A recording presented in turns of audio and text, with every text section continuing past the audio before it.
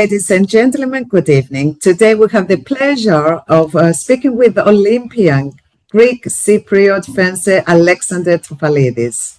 Alexander, it's really a pleasure to have you with us today. And let's start at the beginning. How did fencing first enter your life, and what made you pursue it professionally? Thank you very much, Vasula, for having me here today to speak about my career. My mother signed me up for fencing when I was 7 years old, and I was playing all different sports, football, rugby, and I became quite good at fencing. So my mother said it's best to stick with this, and I've been doing it for over 21 years now. And finally, last year, I became the first fencer from Cyprus to qualify for Olympic Games, honoring my father and grandfather. So it was a very proud moment for me. Yes, and we are all proud of you because you made us all proud, and thank you for that, and well done. Now, fencing is famously both a mental and physical sport. Can you share a challenge from your career that really tested you and how you dealt with it? So I think the great thing about fencing is not just a physical sport, but it's a mental sport. We call it physical chess. So what I think is great that children should play all different kinds of sports, whatever it is. But the great thing about fencing is even if you do it for a year or 5 years, you not only get the physical benefits, but you also get the mental skills, how to beat your opponent, how to execute your tactics. So I think that's what I really found very enjoyable, as the physical and mental. I think probably the most difficult thing in general throughout my career is how to deal with losing. You lose a lot. There can only be one winner. So I think that's a great, one of the great things I've learned is you learn a lot more when you lose than when you win.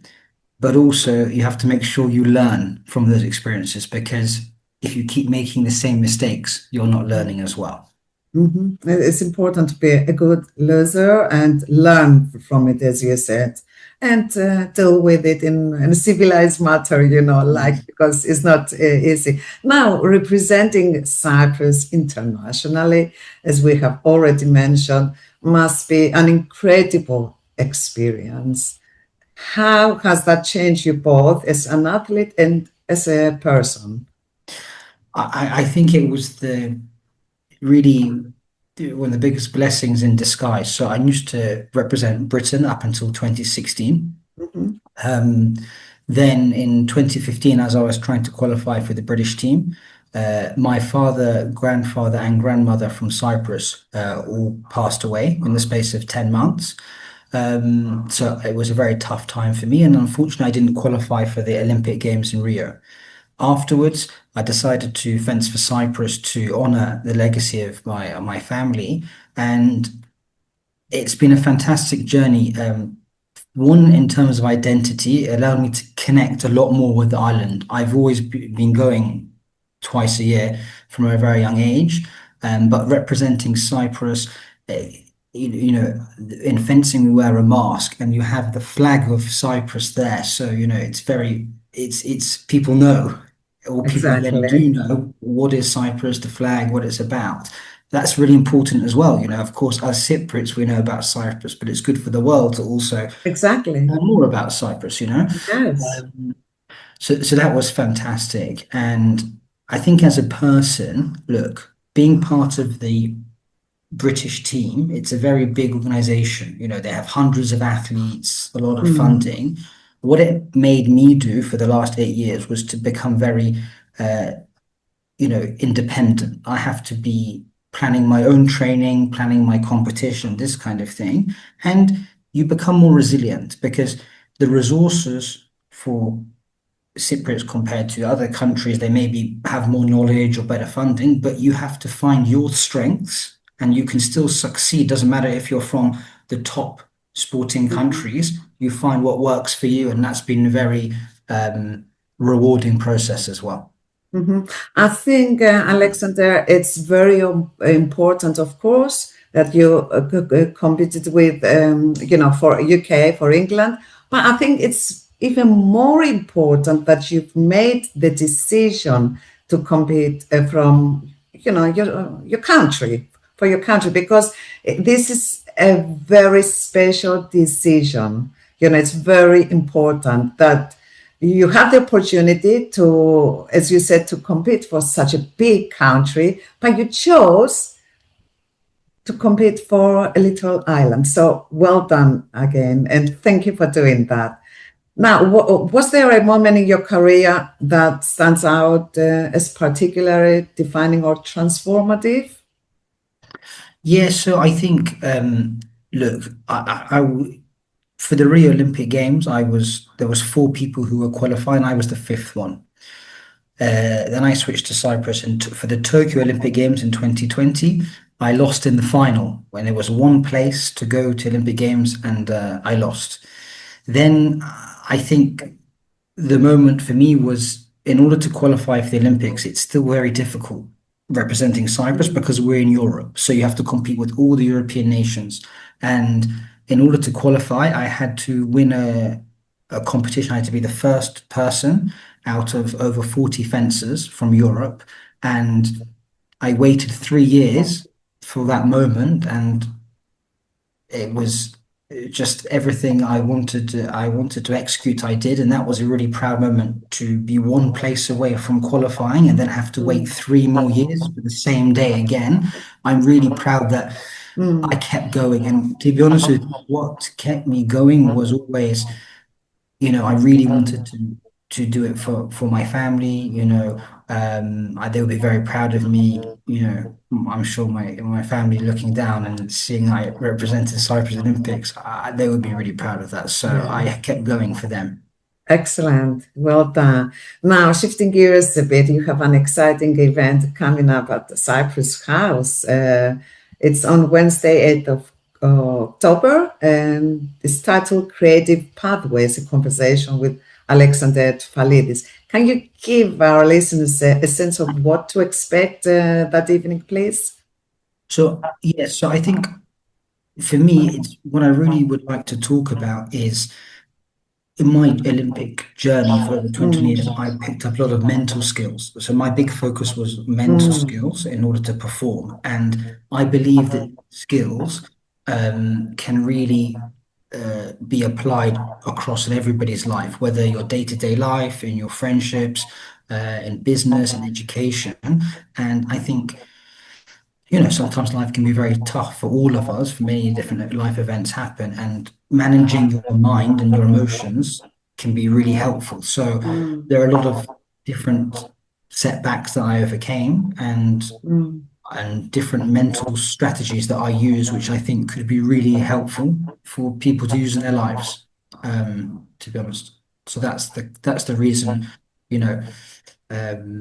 It's nice to show and share your experiences and what you found out that it will help others. It's nice to try to help others. I mean, you're doing so well, and why not keep it to yourself? Excellent. Well done. And of course, Alexander, you are also the author of Fighting for Your Dream, Mastering Resilience and Performing When It Really Matters. Although we'll dedicate another show, as we said, entirely to the book, could you give our listeners a quick idea of what it's about? Yes, so following on from what I said, I'd say, look, one of the really, again, it's about the mental skills, and kind of the 3 or 4 big things that I kind of focus on was, how to be able to focus on the present. So many times in life, we are doing things and we have negative thoughts which kind of come to us and kind of throw us off, hijack what we're trying to do. So one of the things is how to focus on the present. Yes.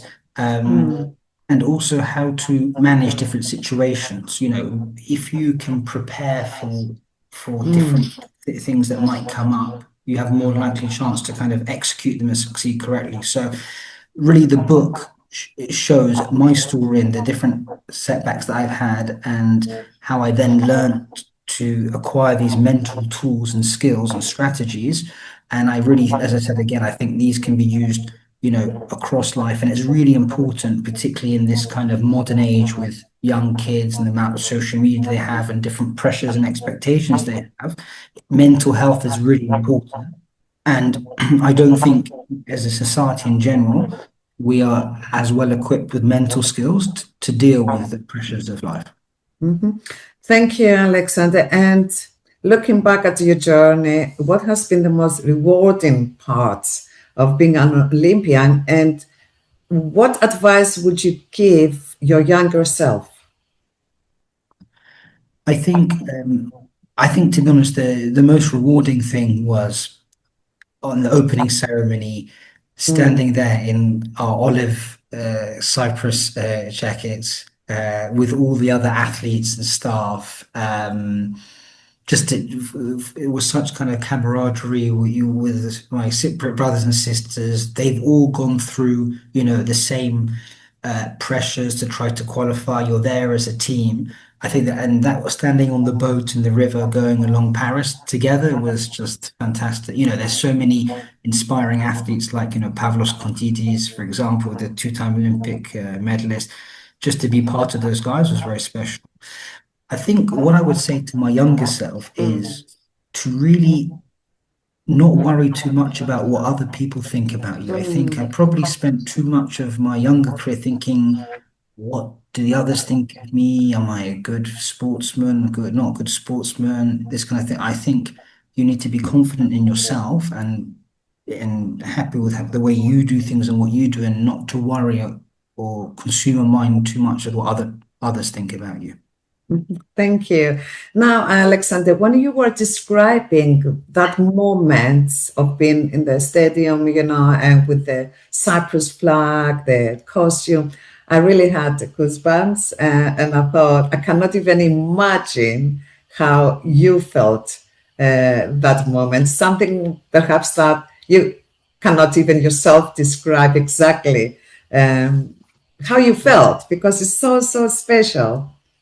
Yeah, the goosebumps is really the word to describe it, because, you know, you talk about this thing for so long. You want to go to the Olympic Games, then you qualify, and it feels talk, and then when you're actually there, because, you know, it was fantastic kit we had, you know, green olive of Cyprus, you know, and all together, we're walking together, and you see the other countries as well. And yeah, that was really it was unique, because the opening ceremony was boats along the river, you know, it wasn't in the stadium. So it was, and what was very funny was they were filming it live, and it happened to rain, you know, so it was completely raining, and they gave us these ponchos to wear to, you know, to not be affected by the rain. But because it was the only time I was going to be on TV for 5 seconds in front of 1 billion people, I was happy to be soaked. So exactly. We were soaked, but we had our 5 seconds. You didn't catch a cold though afterwards? No, I went back to the village, had a warm shower. I was okay. Yeah, excellent. Now, and finally, what's next for you, both in your sporting career and your personal projects? Because you are coaching as well, you know. Yes, so I think one of the reasons I wrote the book, and I like to definitely give more talks and stuff, is I really would like to kind of give back and people to be able to apply the lessons that I've learned, particularly those mental skills. So whether, you know, through not just related to fencing. So I want to be able to help as many people as possible on that front. Still professionally, I'm still in training. I competed in European and World Championships last year, and this year's we have the European World Championships, and we have the Mediterranean Games, and we have the Commonwealth Games. So we have a lot of competitions coming up. So I have to not just do mental training, but also physical training. Physical, yes. But first, we're looking forward to see you on the 8th of October at Cyprus House. I think it's at 7 o'clock. It's a free event, and there is booking. Booking is essential via Eventbrite. For our audience, they can find further details on Cyprus House cultural section, how to reserve the spot. Thank you, Alexander, and we will speak again very soon about your book. And I'm really looking forward to it. Wishing you all the best in whatever you do. Thank you very much. Thank you very much. Pleasure. Take care. Thank you.